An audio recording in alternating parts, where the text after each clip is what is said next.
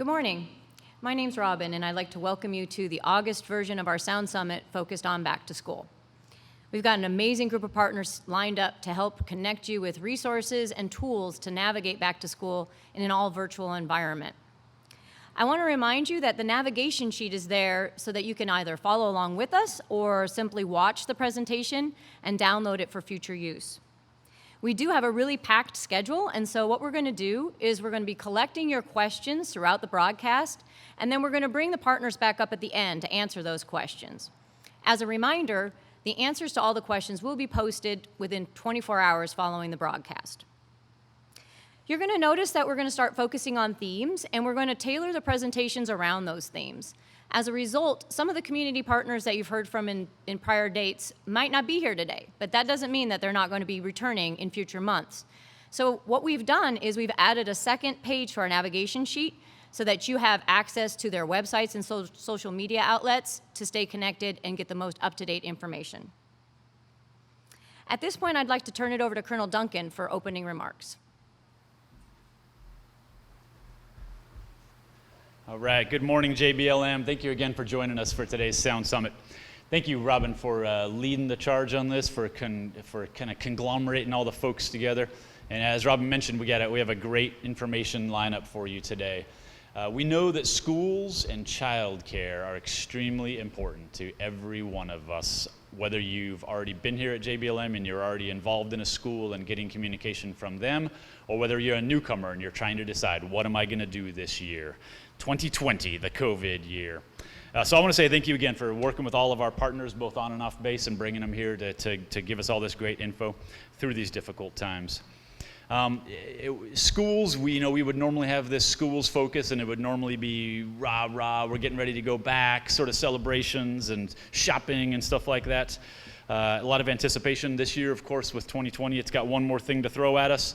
And as of Friday now, 100% of the schools that we send our kids to, the 13 school districts, are now virtual for some period of time. Each of the school districts is a little bit different, but they are now 100% virtual, at least for the opening of the school year.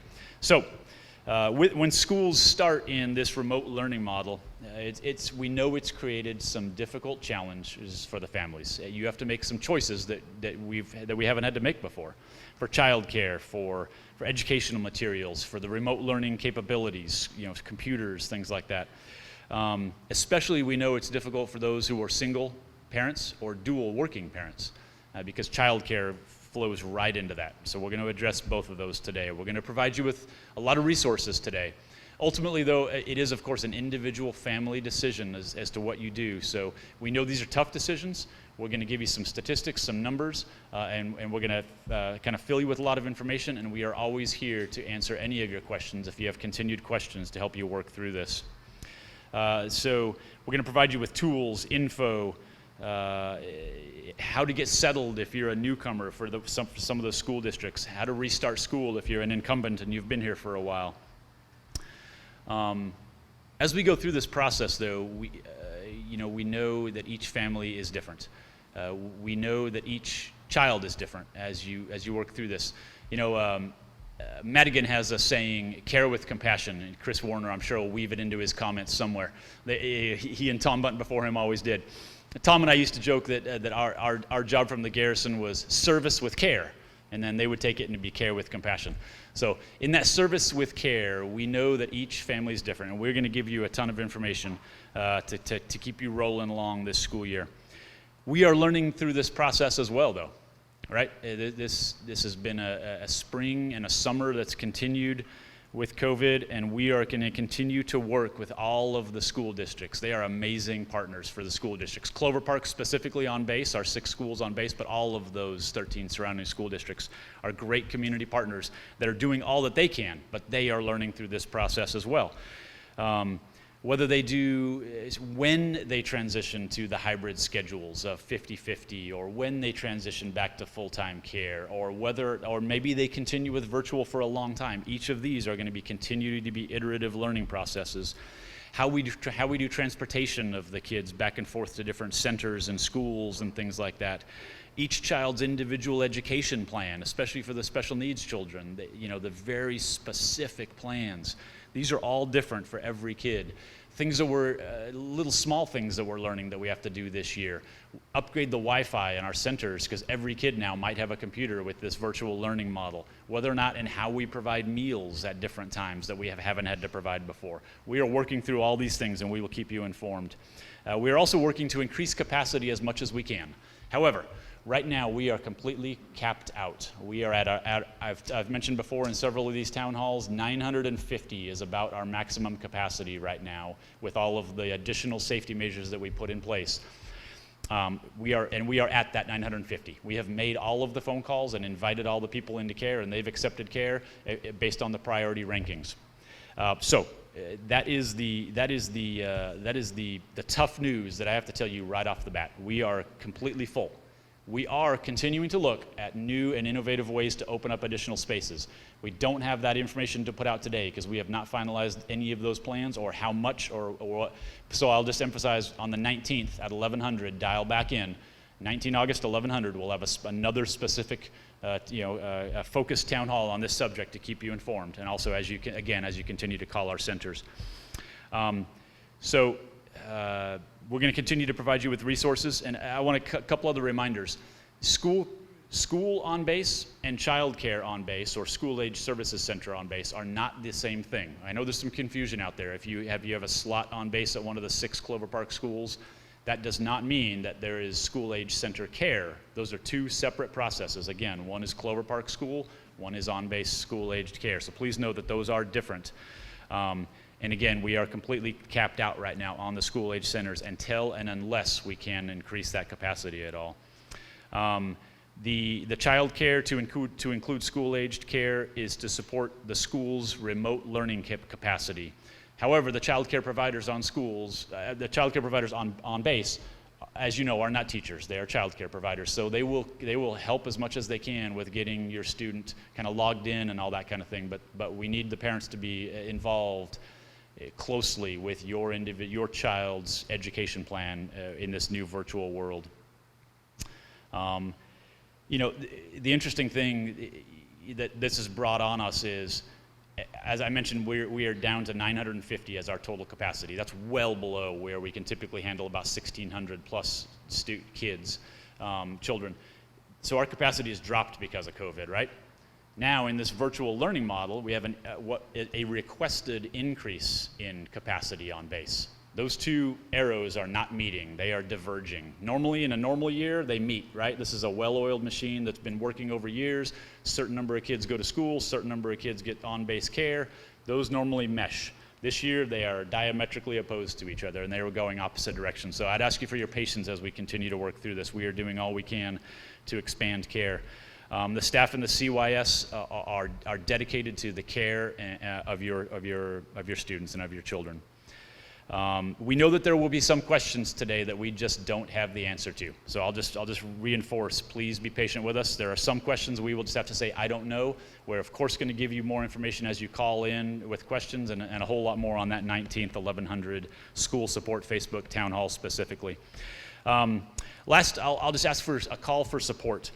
As those arrows are kind of going, down in child care capacity and up in requests for help, there are some ways you can help. We need more family child care facilities on base. These are the government certified child care in home. So you apply to be an FCC provider in your home. You care for your own kids in your home, and you care for a few others people's kids in your home. And of course, you're able to make money doing that. There's also a bonus this year for $1,000. This will be mentioned again later. So please, we need more of that. That is an absolute easy way to increase capacity, and hopefully a fun, enjoyable way if you enjoy taking care of kids, which I know a lot of people do. We also need employees in our CDCs and our school age centers, so we are hiring. They'll mention this hiring fair again, but 18 August is the hiring fair for both the employees in our CDCs and CYSs, and it's also the same day of the education for if you want to be an FCC child care provider. 18 August, both of those. Morning for the employees, afternoon for the FCC care providers, and then the 19th is the town hall. So 18 and 19 August, just some key dates coming up. All right, thank you again for tuning in to us, and we have a great lineup, and I'm going to start with Colonel Ray, the Chief of Staff from 1st Corps.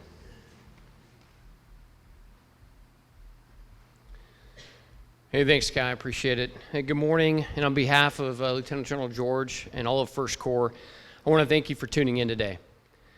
Hey, first I want to thank Colonel Duncan and the entire JBLM team for all their efforts to surge support to soldiers and families. Everything from, as you just heard, trying to expand child care across the, from CYS.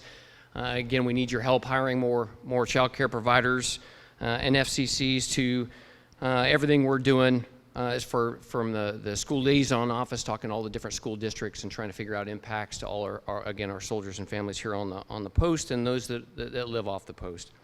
We also have AER, this is assisting with the homeschool assistance program. Bottom line is that we have all hands on deck trying to get after this problem. It's not easy. I think Colonel Duncan characterized that very well, but we're doing what we can. And these are challenging times for all of us. School starting online is going to create additional impacts and stresses to families across the state, along with ones that are impacted on JBLM. I'll tell you that this is a priority for all our senior leaders. They're all talking about the same subject now and working on the problem. This will continue to be a top priority, and we'll continue to push out information like in this forum today, at town halls and otherwise. But we're going to ask you to be flexible. Things are going to continually change, and our commitment is to make sure and provide timely information to you all and to all our soldiers and families out there. With that, thank you again. I appreciate tuning in today, and I'm going to be followed by Jamie from Family Advocacy.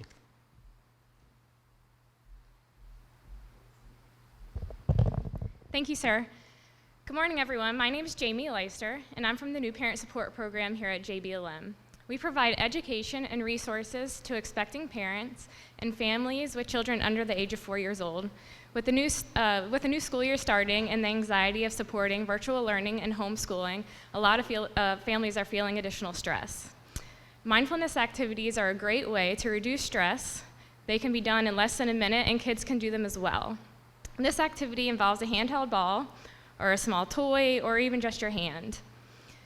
While you're holding the ball, squeeze the ball, and focus on the sensations you're feeling as you squeeze the ball. Focus on your hand and your fingers, even your forearm and your shoulder. Also focus on your breathing. Transition the ball to the other hand, continuing to be aware of the different sensation your body is feeling. Continue this back and forth for around 60 seconds. Anxiety clusters on one side of the brain. As you do this activity and you pass the ball back and forth, you're redistributing the anxiety you might be feeling. In addition, you're focusing on the activity rather than any racing thoughts you might have about the new school year or just taking care of your household. For more information about mindfulness activities or even support with taking care of young children, please contact us at the New Parent Support Program. Next up on the agenda, we have MWR.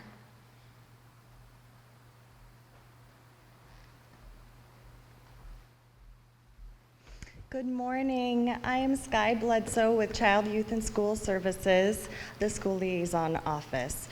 So as Colonel Duncan shared with you, a lot of information has come out last week, and the Department of Health made the recommendation that school districts do not start the school year with face-to-face instruction. After that announcement, school districts continued to make the announcement that they would be following that recommendation and starting in an all remote learning online format this fall. They're still solidifying their plans, and each school district will look a little bit different. We know that this creates a lot of questions for families. We are all in this, and we are all looking for ways to find solutions and resources for everyone. There's a lot of unknowns, but what we do know is that every school district will be touching base with families. If you need computers, they will be working with you to get that. They will be loading their platforms on those devices for your students. They will have regular curriculum, and it'll look more like a regular school year as opposed to what we experienced in the spring. So if you are already registered for school here, you should be receiving information and regular communication from your school district. If you're new to JBLM or you have a new to-be kindergartner and have not registered yet, we'd ask you to do that as soon as possible so that you can start receiving that communication from the school district. As they continue to work on finalizing plans, there will be a lot more information coming out in August. If you're unsure of where to register or how that process works, feel free to call us. We are always available to help walk you through that. Our phone number is on the webpage, and we will also be regularly updating this webpage as we receive updates of information, so please continue to check back. If your child is enrolled and you are utilizing school-age care on JBLM through CYS, we are working with our school-age centers to help them prepare to support as best they can. Colonel Duncan already shared that our CYS staff are not school teachers, but they are caregivers, and they do care about your child, and they will be there to help support your family with technical things like logging onto the computer and any troubleshooting that they may need. We will be there to support that. We will be offering full day hours in the school-age centers as long as the virtual learning model is in effect. So children can be in our centers from 6 in the morning to 6 p.m. with full day fees that will apply to that. As we are going through this process with our staff, we just want to assure you that we understand that this is a lot of stress, and we will continue to put out information as we know it and as we can.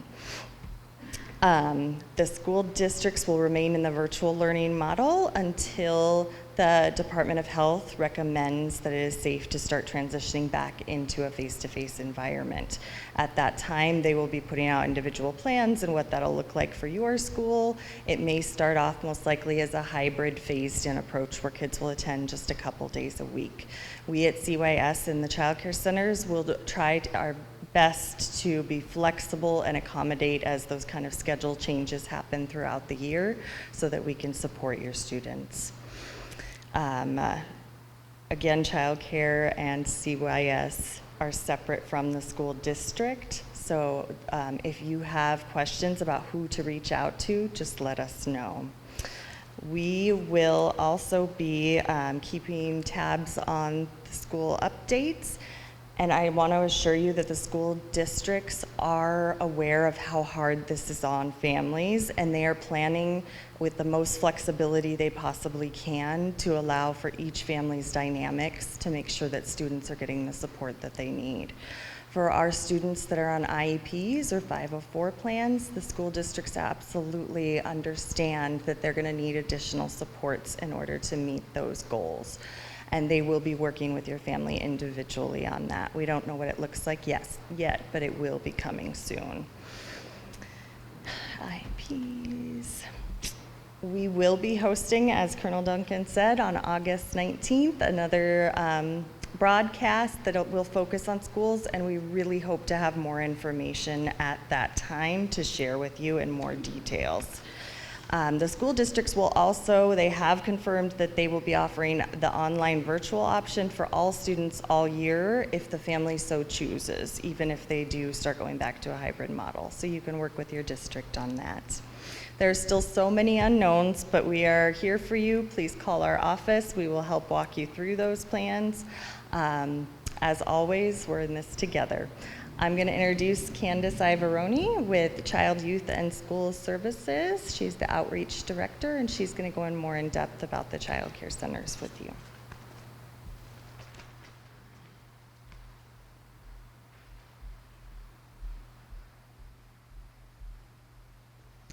Thank you, Sky.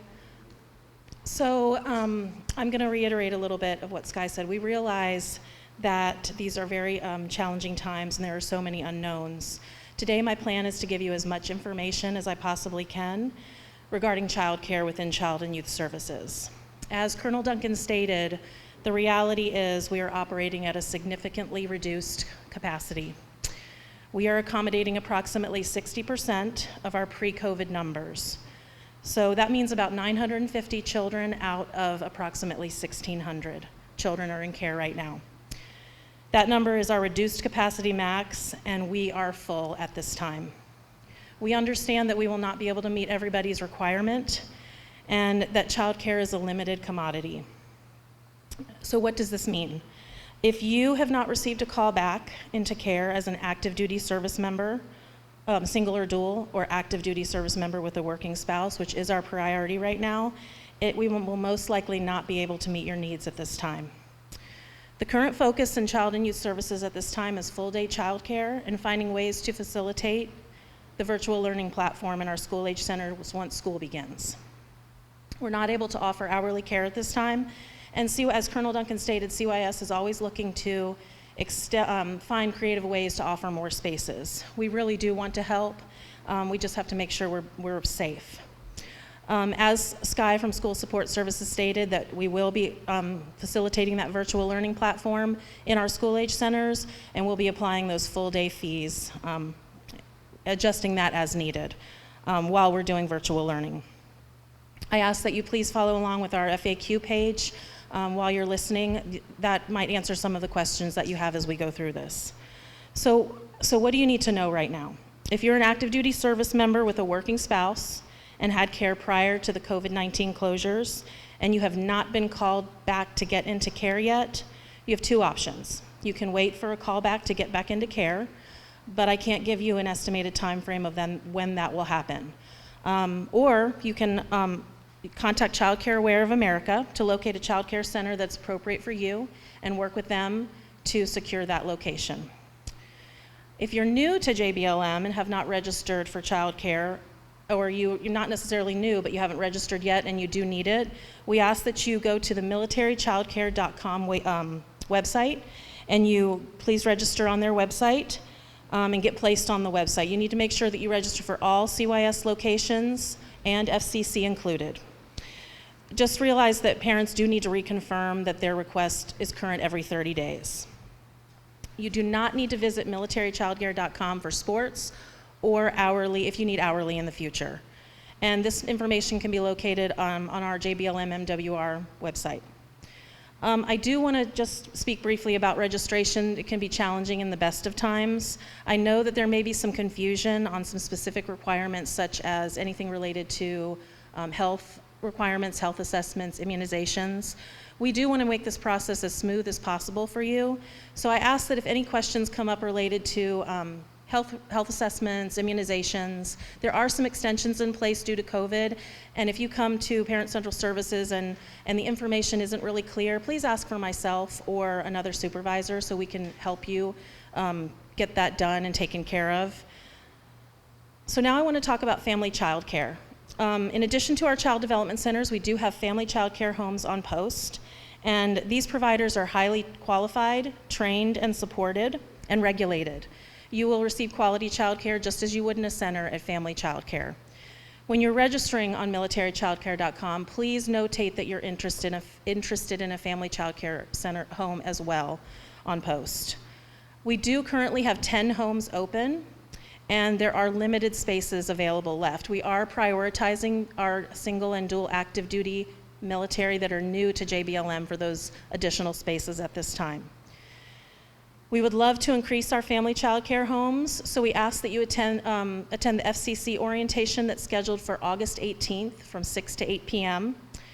And that's also advertised on our website as well if you'd like more information about that. And there are monetary incentives available for anybody who's interested in opening a family child care home.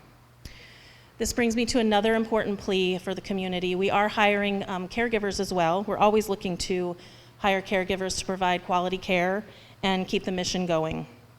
So we would like to ask you, if you're interested, to please attend our virtual hiring fair on August 18th that starts at 0700. You can find the instructions on our JBLM MWR website. So what's going to happen with that virtual job fair is you do need to follow the link. You'll need to submit required documents between the hours of 7 and 11 a.m. And they'll be reviewed by NAF HR. And then qualified applicants will receive an email that they're being referred or not being referred, and then those who are referred will be instructed to wait for an interview between the hours of 12 and 5 by CYS that same day.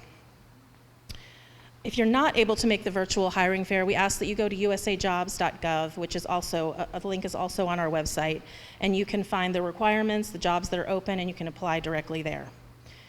And lastly, before I turn it over to Child Care Aware of America, I just want to briefly explain a little bit. If you do need to, if you obviously can't get into care right now on post, and you are interested in going to researching Child Care Aware of America, we do ask that you contact their office. They will give you the contact information. We also have it on our website for the email and the phone number. They can assist you in finding quality care that works best for you. I did just find out that the statement of non-availability that we usually fill out has been waived right now. That could change, so please contact their office if you need to get more information about that statement of non-availability. And please make sure you tune in for the CYS Virtual Town Hall on August 19th at 11 on the JBLM Facebook page. And now I'm going to turn it over to Deanne Puffert from Child Care Aware of America. Thank you. I'm actually from Child Care Aware of Washington, not Child Care Aware of America. So I just want to clarify that because it is two different organizations. So I'm really happy to be here today. As all of us know, we've been on quite a journey as families face unprecedented challenges and experiences. As you know, and has been stated, many districts are offering virtual school this fall, which is creating significant challenges for families. And many families have limped through since March, and now are needing to think about what to do given the long term. One thing that we have been really advising is that people consider this a long-term solution as they try to figure out what they want to do in terms of childcare.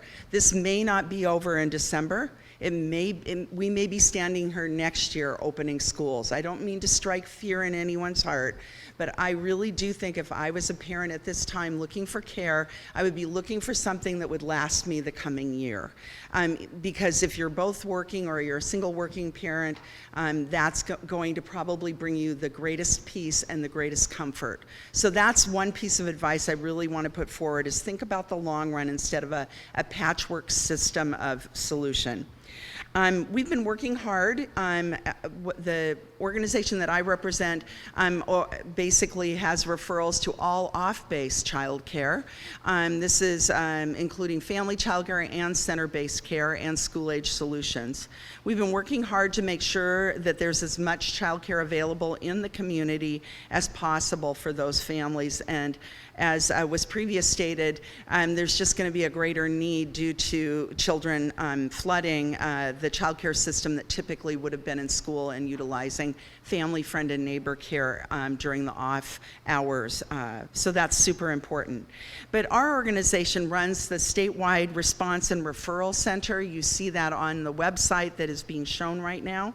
Our call center staff are super helpful. If you're feeling really overwhelmed and stressed and you don't even know where to start, please feel free to give us a call. Our folks are really thoughtful in hearing your concerns, your worries, your questions about the safety of your children before you even get into the child care search, and they can talk to you about those things. So they will help you do an intake, consider your options, consider what your needs are in terms of service, including evenings and weekend care, which may be something you need assistance with as well. In addition, we track all of the openings and closures statewide, so we have a very good pulse on where the vacancies are so that we could reduce your time searching for care by knowing where the vacancies are. The call center can also assist you with eligibility for state subsidy, Working Connections childcare. Some of you may be eligible for that subsidy, and they can screen you for income and family size and eligibility. So that's one thing that we can definitely help with. We'll also provide you with a packet of information and a list of referred programs, especially right now while child care is at capacity on base, and there's a lot of recruitment going on with Child Care Aware of America to get those programs eligible. Finding your own space and maybe working with that provider to consider enrolling and becoming certified under the Military Fee Assistance Program may be something that could be possible. I want to make sure that I share the number for you, with you around Child Care Aware of America for the Military Fee Assistance Program, so you can talk to a person in Washington, D.C. The number is 1-800-424-2246, and please press option 4 to get more information. They'll be able to help you with the eligibility side, and then we can really help you with finding a provider, given the shortage that we're facing right now. I look forward to, we all look forward to helping you in any way that we can, and I'd like to introduce Ms. Celica Trevino, who's from the Boys and Girls Club, to talk further about school-age care in the community that she and her organization offer. Thank you. Thank you. Before I get started on our Boys and Girls Club information, I did want to mention programming from the YMCA. They're also located in Thurston County. Miss Brenda Banning couldn't be here today, but they do offer 9 locations for childcare, and they do offer payment with subsidy, and they have scholarship programs. Their registration does start this Friday, and you can register online. So definitely reach out to them if you are looking for childcare. Boys and Girls Clubs, I'm the Director of Operations in Thurston County. Boys and Girls Clubs is a nonprofit organization that provides after-school programs across the state of Washington, across the United States, and on military bases across the country and world. We strive to be there for kids when they need us most. Our focused areas are academic success, healthy lifestyles, and good character and citizenship. One of the most special things, though, about Boys and Girls Clubs is the supportive relationships that we offer to families and youth. When school is out, as it will be this fall with remote learning, most Boys and Girls Clubs offer a full-day drop-in camp option. We work hard to keep fees low so that all families can access our services without financial barrier. Clubs offer scholarships. The list of organizations on the slide being presented to you stretch from Chehalis to Seattle. Each of those organizations has a different scholarship program. I represent Thurston County, and so I'll speak on behalf of our 6 locations. We have locations in Tumwater, Lacey, Olympia, Tenino, Rochester, and Yelm. As has been mentioned by on-base childcare, we too have capacity limitations this fall, so I do anticipate having more need than there is access to spaces, but we do plan to offer an extended period of the day come this fall. Hours of operation have yet to be decided. We're in the midst of planning for that, being that the decision to go remote happened last week. We expect to have that decision by the middle of next week and available to you on our website. Our annual membership fee is $30 per youth. For a weekly full-day camp program, it's typically $115 per child per week. Again, we do offer scholarships that can heavily reduce that amount. In addition to our scholarship program, we offer a military member credit per youth of a military family of $200 per year, in addition to any scholarship that you may qualify for.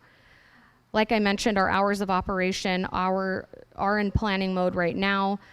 We will have that information on our website as well as on our Facebook page. Registration for all of our locations will take place the week of August 17th through the 21st. That information will be on our Facebook pages. If you get a chance to follow us, you definitely should. And then again on our website, which is listed here on the slide.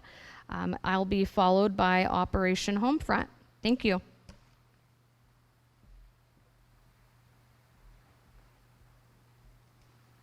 Hi, good morning. My name is Sarah Rizzo. I am the area manager for Operation Homefront's Pacific Northwest Service Area, covering Alaska, Washington, and Oregon.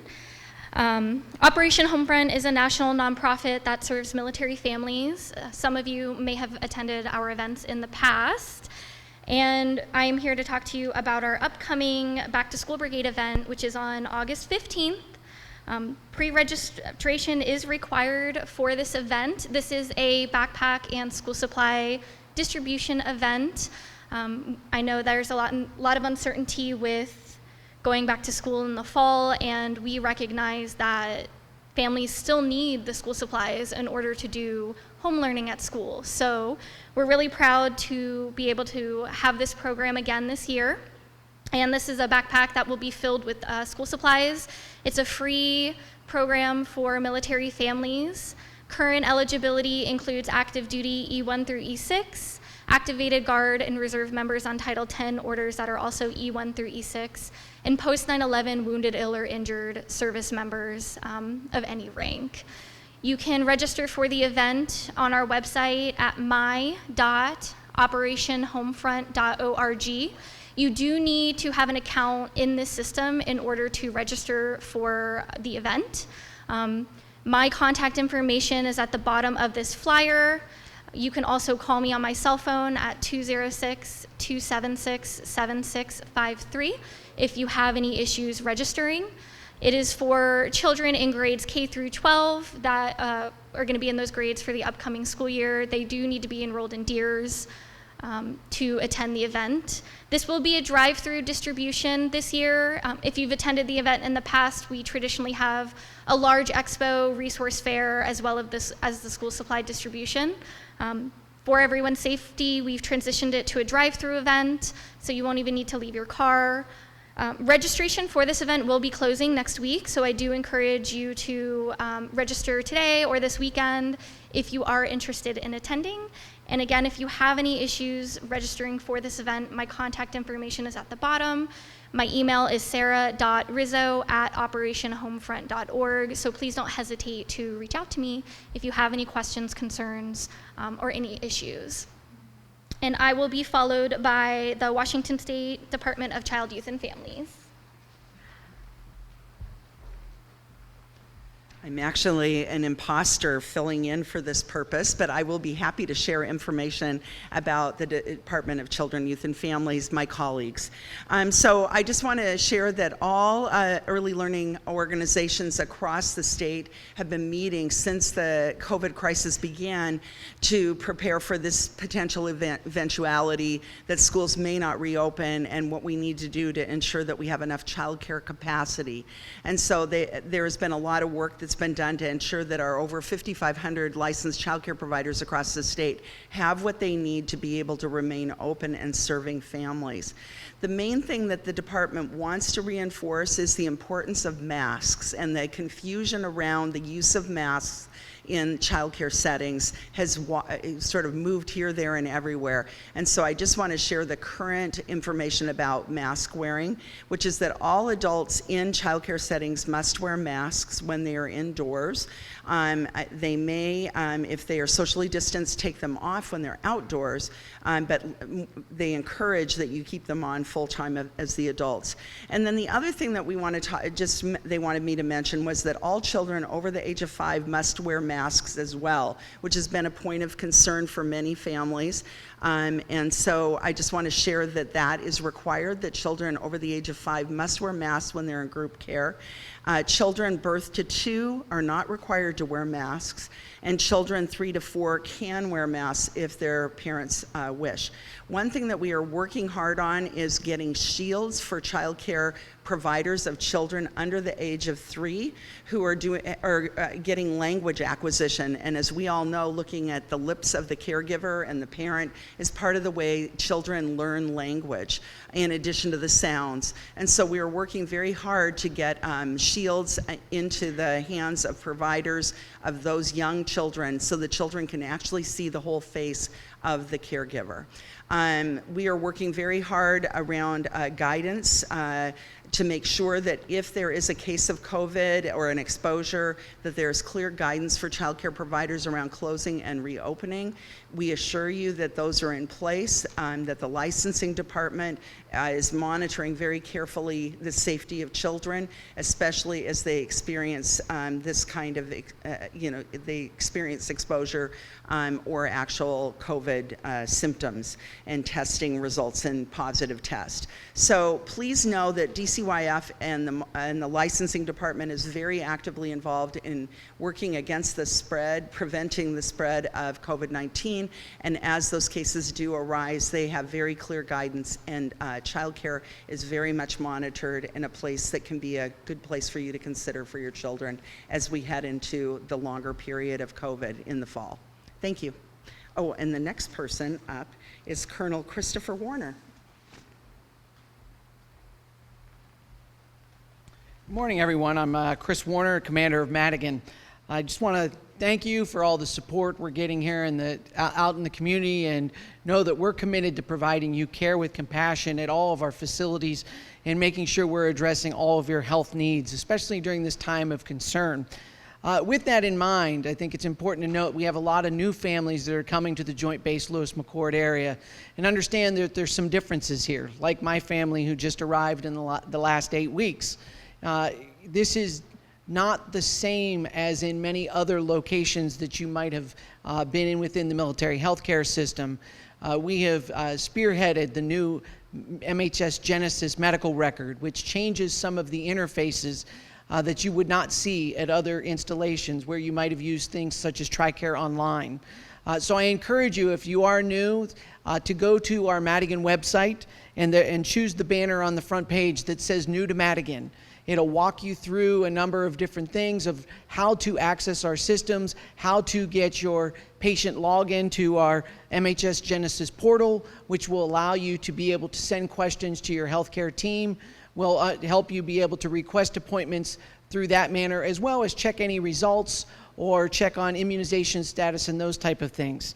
Now to a little bit more specifics. Obviously, there's a lot of concern about how do I access healthcare? What do I do if my child is sick or if they're having symptoms? What do I do in terms of school physicals, or if I need to get immunizations for my children? So first, if you have concerns that my child might be sick, you have questions out there, we have a 24-hour, 7-day-a-week advice line. So our nurse advice line at 1-800-TRICARE. You can call anytime. Please reach out. Bring any of your questions there. They have access to not only to the nurses, but to our providers who can get your needs met. They'll let you know if you need to be referred in to our testing tent or anything else like that. For other healthcare needs beyond just COVID concerns, all of our clinics are open, and we can make sure we're meeting your healthcare requirements. However, we're doing it a little bit differently than we did before the time of COVID, as much as that is being handled virtually. So I'd ask that you either call our patient appointment line at 1-800-404-4506, or you use your patient portal to reach out to your clinic and let them help you. Specifically for children, we are doing face-to-face appointments for all 2, 4, 6, 12, and 18-month-olds to make sure we're getting not only the care and evaluation done, identifying any potential concerns that develop early in a child's life, but also making sure that they're staying current and up to date on all those important immunizations. A number of our other older physicals for children, we're doing more of that virtually. And so we might start off with an initial over the phone or over video appointment, but if required or if there's immunizations needed, we'll coordinate to get you into the clinic. We know that you might have some additional concerns specific to school, so we wanted to bring in one of our pediatricians today also to let you know what we know about COVID and the state of the science. So I'm going to turn this over now to Dr. Coons, who's one of our pediatricians here. Good morning, everybody. So as you can see on the slide there, we just wanted to kind of have a few talking points for the audience. So there's a lot, I like to break it up into, there's a lot of knowns, what we know about from the scientific literature, what's being put out there in the news, from the CDC, from trusted resources. There's a lot of unknowns, and there's what can we do to protect our children if they're going to school, or if they're staying home, how to protect them for from COVID. Obviously, we know from the scientific literature that social distancing, hand washing, face coverings, all of those measures in place can help reduce the risk of transmission of COVID to our children and to our most vulnerable populations. There is a lot of discussion out there. You'll see a lot of media articles and a lot of other organizations discussing there's a conflict in terms of what's the most optimal academic environment and social emotional environment to support the learning of our children during this pandemic. That we haven't done this before, so there is a lot that we're still learning. However, we know that we need to fully support and engage our children, and the schools and the school districts understand that. There is a lot of unknowns about what the evidence supports in terms of risk of exposure if we do have our children return to full face-to-face learning in the schools, and would this increase risk of transmission to our children and bring those diseases back home and spread that further to our more vulnerable populations out there, which in turn can cause severe complications and increase the risk of hospitalizations and infections in our community and to our loved ones. We know there's a lot of limitations about testing, utilizing testing as a modality to kind of decrease the risk or mitigate the risk of transmission in schools, but there's a lot of limitations to that testing capacity. But as parents, our most important priority is the protection of our family and our loved ones. So what I would like to stress to all of the families out there is if your child is sick or ill, please keep them at home. Please keep them at home. Please contact your provider through the portal or calling your PCMH clinic home and talking to your provider or your medical team and discussing your symptoms and making a clear determination if they need to come in to be seen by a provider versus at least having a virtual visit available. Additionally, I have posted a link to the CDC regarding that has a lot of information related to COVID and childcare and schools, and it also provides you some concrete scientific information on what you can do to mitigate the risk of transmission if your child is going back to school or going to a hybrid version of school or doing distance learning, and how to continue mitigating those risks even during any of those different options. Additionally, you would need to take that information and based on the school district you're in and what the plan is, make those decisions for your family and your loved ones. You also have the ability to engage your leadership, engage your employers, let them know of the stresses that you are facing in terms of schools closing, if you're having to do full distance learning, and also if there's also high-risk individuals in your household that prevent you from sending your children to school. Those are communication lines that need to be kept open, and I would strongly encourage you to continue that. Additionally, I urge you all, I implore you all to be patient and flexible. This is a very fluid process. Our leadership is really trying to navigate a lot of unknowns, a lot of current literature that is coming out on a day-by-day, hour-by-hour time frame. So that is a lot of information that is being pulled together so we can provide you the best information, the best advice, the best resources possible to help decrease the risk of transmission.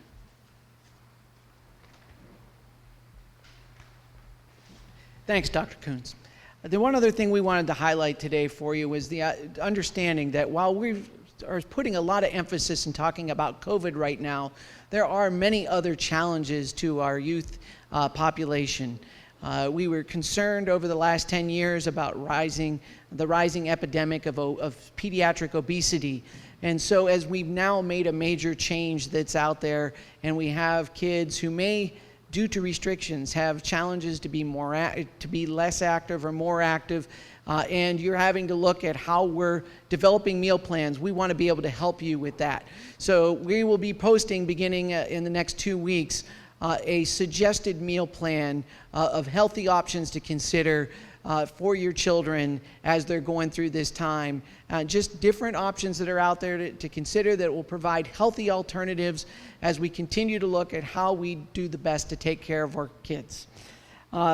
Before I turn it over, I want to transition real quick to one other announcement that's not specific to our children, but to all of our folks for your healthcare needs. We know one of the big keys is the pharmacy and some of the challenges to making sure that you're getting the medications that you need. We will be posting today some new hours for our pharmacies that will run from 08 to 1700 Monday through Friday.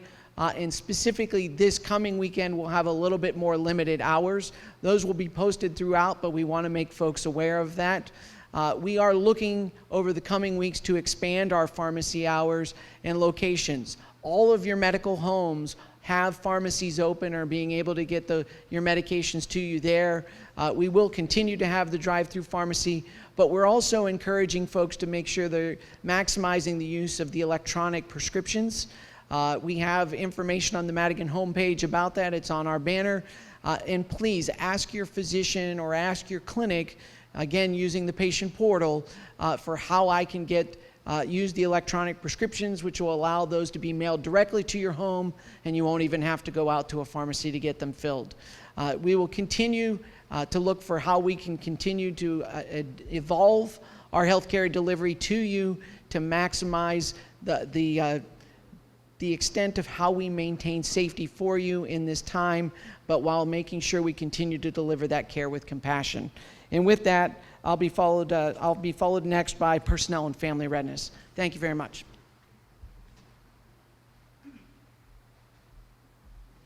Thank you, sir. My name is Carrie Robbins. I'm from the EF&P Family Support Team of 7. EF&P ensures support for your family so that any of your dependents with medical conditions receive specialized medical care and appropriate education.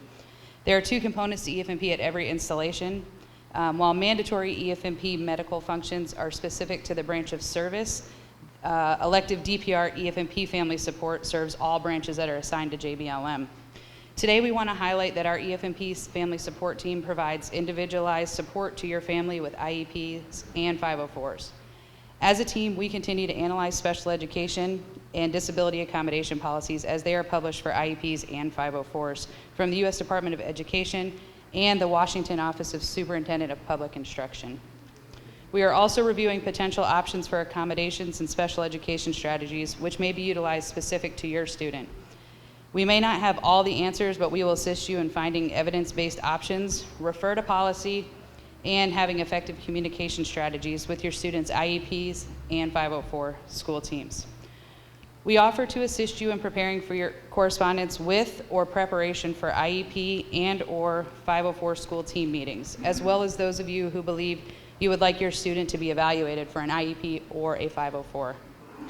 To initially connect with us, please visit the DPFR online scheduler at jblmdpfr.timetap.com for an appointment. You will continue to work with the EF&P Systems Navigator you start with on your initial call. We will make a plan together and provide continued support from here. I will be followed by Marcus with the AER Homeschool Assistance Program.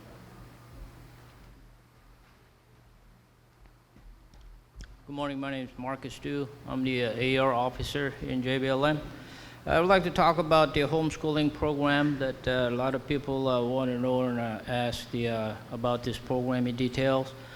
But first of all, the name of the program changed a few days ago, yesterday in fact. It is now called Homeschool and Remote Education Assistance Program. This program is designed to assist soldiers and families with dependent children in the grade of K-1 through K-12. And we just got an update, came in yesterday. Now adding to college students at the undergraduate level at age maximum 24. So we offer this program. This program is designed to help them who's having financial hardship due to a COVID-19 crisis, pandemic crisis, and facing difficulty purchasing school supplies and equipment designated by the school district. And it can be up to $1,500, and type of assistance can be loan and grant or combination of both. It's all based on each soldier's financial situation. So I heard a lot of things about this program is a grant, but unfortunately, the things change now. So it's going to be a loan, grant, or combination of both. And as the eligibility goes, active duty soldiers, retired soldiers, medically retired soldiers, and Reserve and National Guard soldiers who are on 30 consecutive days or more on Title 10 orders. And also Reserve and National Guard soldiers, even Title 10 and Title 32, but in support of COVID-19 operations. They are the ones eligible for this program. And let me see. The mention about supply, the list of supplies and equipment is going to be verified by school list or syllabus, or the required technology items such as, typically a laptop or Wi-Fi equipment. And that's all I have. And if any questions, you can feel free to call us. Call our office. Our office phone number is 253-967-9852. 253-967-9852. That's all I have, and I'll be followed by F.O.C.U.S.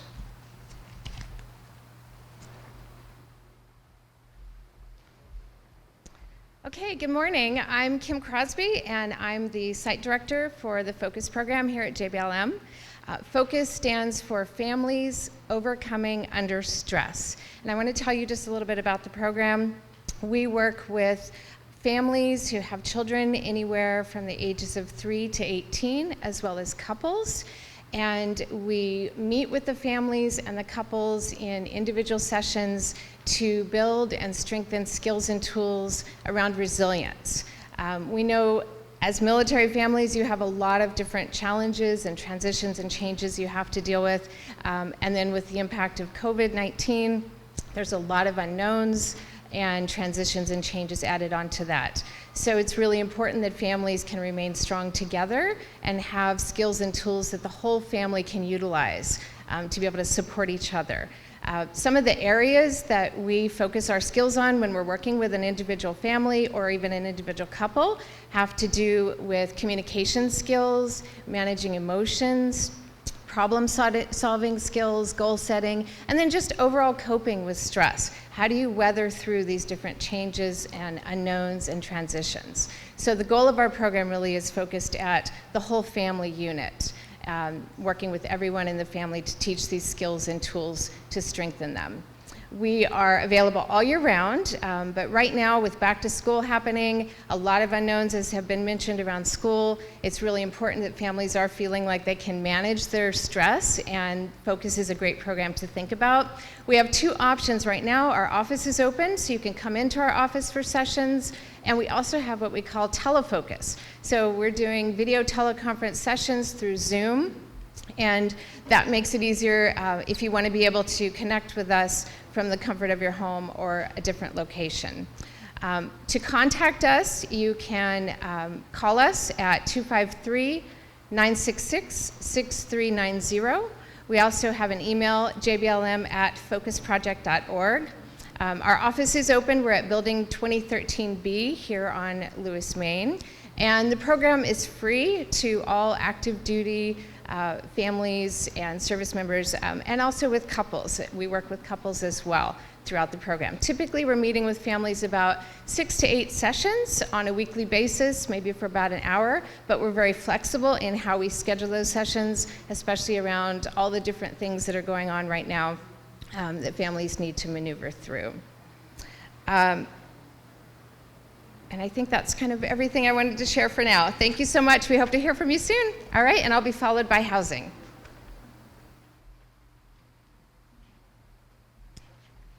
Hello, my name is Donna Gadberry. I'm a regional housing manager for Lincoln Military Housing. With COVID and social distancing, Lincoln is still very excited to continually offer fun and exciting events for our families and residents who make their homes here at Lewis-McChord Communities. This month, in addition to a very successful virtual Spouses Club meeting, we're also supporting our families with school-aged children by offering a huge week of giveaways to celebrate back to school. I want to encourage families to join us on Facebook. the week of August 17th through 21st for your chance to win a $250 gift card. We have 5 winners for each of our Facebook pages. So to qualify for these drawings, you must be a current resident of Lewis-McChord Communities and join our Facebook page at Lewis-McChord Communities. You can also increase your chances to win a gift card by joining your individual district page as well. If you're not really certain what your district is, whether you're Maine, North, West, East, or Madigan, just like us on Lewis-McChord Communities, send us a message and we'll hook you up with the correct district, so that will increase your chances to win. And that's all I have, and I'll be followed by B.O.S.S.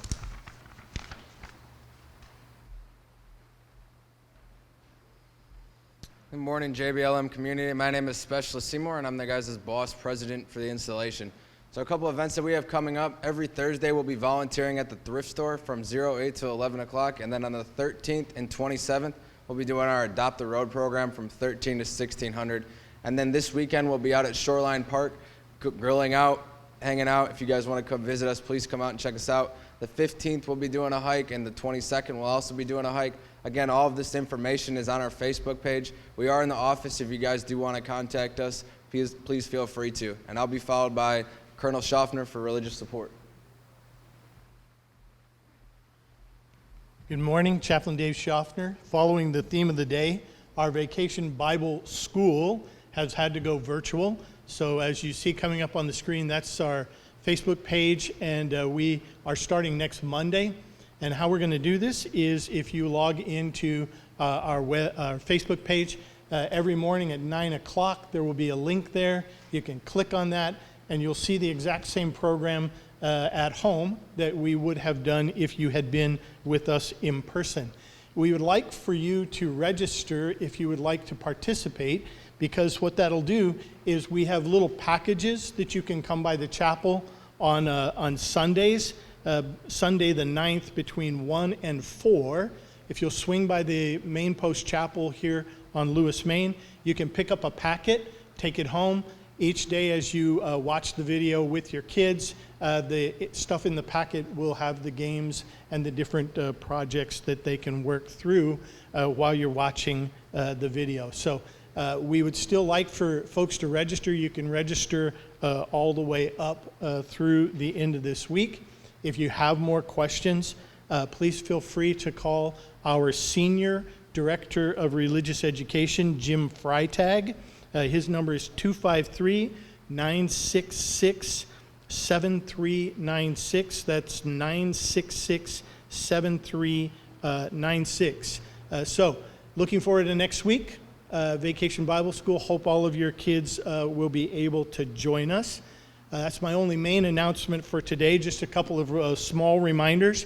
Remember, your unit chaplains are still conducting small unit services in the unit areas, so you can contact them.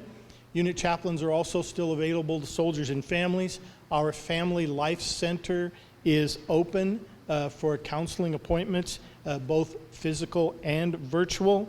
And you can still watch all of our services virtually on our Facebook page, our web page, and our YouTube channel. So that's all I have for today. Look forward to seeing you and your kiddos next week for VBS. I'll be followed by the Spouses Club.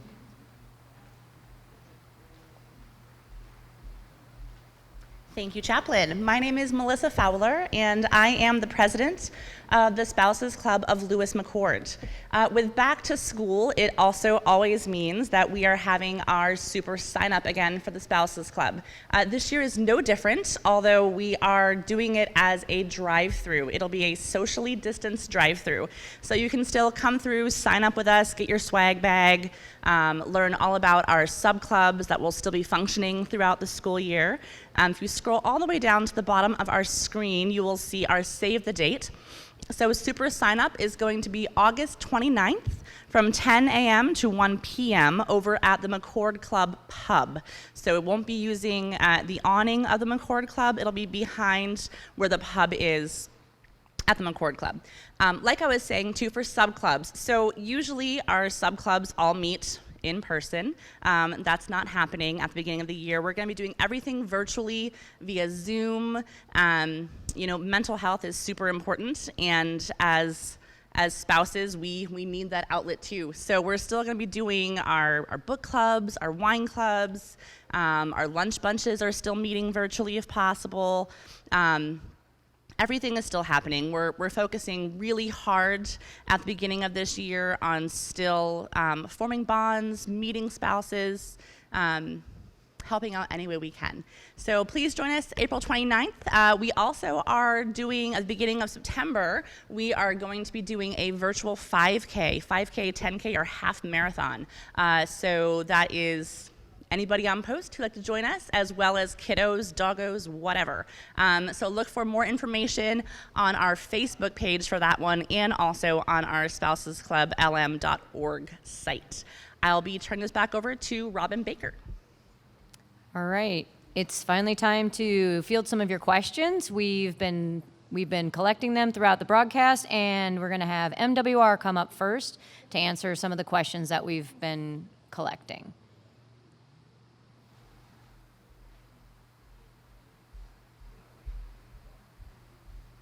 Thank you, Robin. Okay, so I'm just to respect time, I am going to group. We've got a lot of questions coming through, which is totally understandable. So I'm going to group some questions together and answer those the best that I can. Please visit the website. Right now you can look at the FAQ page. We've updated that and answered a lot of questions there. So what I want to start with is we've had a question regarding a positive case of COVID at one of our centers and the cleaning procedures. So just wanted to let you know, yes, there was a positive case at one of our centers, and we've had a lot of questions about the protocols. You need to know that CYS never makes decisions in isolation, so contact tracing was done thoroughly, and in conjunction with Preventative Med and APHN, Army Public Health Nursing, all appropriate precautions were taken to ensure the safety of children and staff. And we've implemented additional sanitation procedures. APHN would have contacted anybody that needed additional quarantine or information. So I just wanted to make sure that we updated you on that information. A couple of the other questions that are coming in are related to fees. So I'm going to go ahead and answer some of those in groups. So fees about school age. We have those new fees posted right now on the website. They're up and running already, so you can take a look at that. And prorating and refunds for children that are, for example, have to be quarantined due to COVID. So we look at those on a case-by-case basis. So if we're following CDC guidance, so if your child has to be quarantined for longer than the 10 days, we do ask that there's some information that you can put in. We examine those on a case-by-case basis, exception to policy, and we will look at those. So you can reach out and ask those questions. Give us a call. We also have some questions regarding the schedule and the support of the school-age centers. There is a lot right now that is unknown, but we are working to get some more information regarding that. Just know that we are planning to support the virtual learning platform, and we're looking at creative ways of expanding more space and finding out how we can support school-age children through that. I did address that in twofold spaces. Again, we are looking to expand capacity. We will keep you posted regarding how CYS is able to do that. A couple questions came in about the teen zone.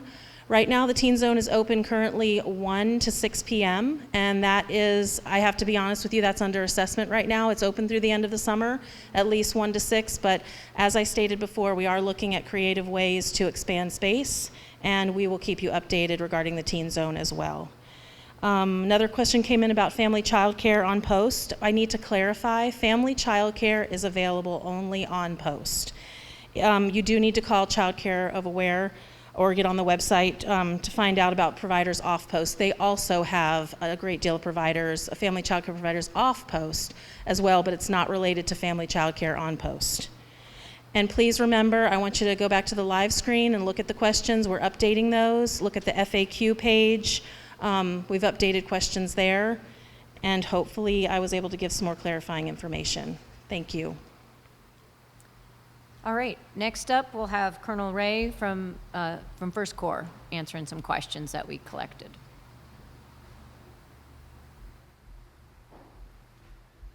Thank you. So first question, are single soldiers and dual military going to be able to work from home to assist kids with online schooling?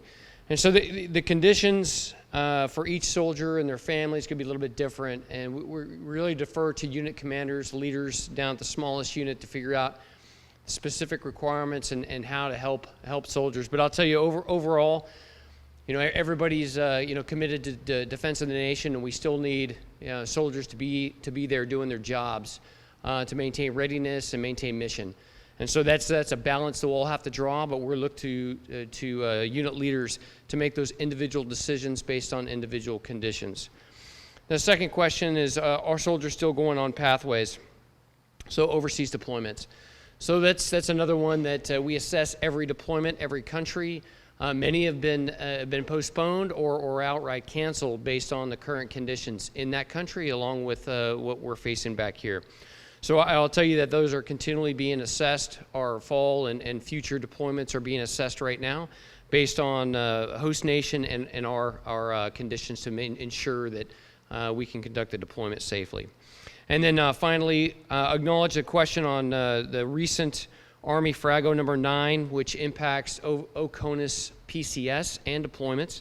This is a recent FRAGO that could in place additional restrictions or measures before UPCS to include testing and restrictions of movement. We're still assessing that. That hasn't come down through the chain of command, down through FORCECOM. So we're awaiting decisions by some other senior leaders before we push information out on that. But expect to get some more info out to you at the next town hall. So with that, back over to you. Thank you. All right, and that brings up Colonel Duncan to answer some final questions. Oh, actually, I guess we're finished with questions. So, Madigan. Sorry about that. All right, Madigan is up to answer some questions. All right, so we had 2 questions that came forward. First was about just some clarification on school physicals. So a question was put in about, are we doing sports physicals and such for our older kids? As mentioned before, all of our physicals, we're starting with a virtual appointment. So if you have paperwork that you need to get done, if you have concerns about does my child need a physical or anything like that, please either call the clinic and set up an appointment or send in your questions via our patient portal, and we'll get that set up. Expect that the initial appointment, except for those groups I mentioned earlier, the 2, 4, 6, 12, 18 months where we know we're going to be doing immunizations, will initially be done as a virtual appointment. We'll go through the paperwork, we'll review your history, we'll review any concerns you have. Based on that, if we need to do a face-to-face, we'll then set up a time to bring your child in and go ahead and get that completed. We will make sure your healthcare needs are taken care of, but we do want to make sure we're also balancing safety for you and your children, as well as our staff as we go through this. The second one was a question about our drive-through pharmacy. Some of the folks who'd observed and had questions about specifically when you go through that, the canisters that bring your meds out to you as you go through that drive-through, and whether those are decontaminated. After each delivery, those containers are deconned before we put another patient medication in there and ship them back out. So please be reassured that they are. As for the buttons out at actually the patient site that you press the request to send, those are not deconned. As you can obviously see, there's nobody rushing out in between, wiping them down each time. Just as nobody wipes down ATMs or such out in the community. With that in mind, I recommend, just as I would any time you're out touching these type of things or out, one, make sure you're wearing your face mask so that you prevent touching your face or anything after, and then 2, make sure you've got some hand sanitizer with you so that you're using it after to keep your hands clean and decon. The risk of actually contracting the virus is very low from just touching those type of things, but taking both the face mask and the hand sanitizer as good protection measures will help keep you safe and keep you healthy. Thank you very much. All right. So we went a little bit long, but I think we were able to provide some great information. I appreciate everybody's attention. And as a reminder, the navigation sheet is available if you want to refer back to any of the resources that were provided today. and questions will be answered and posted on our site within 24 hours. So thank you again for your attention, and thanks to everyone from the community and from the installation that provided all the great resources to our families and service members. Thanks, and signing off from now. Thanks.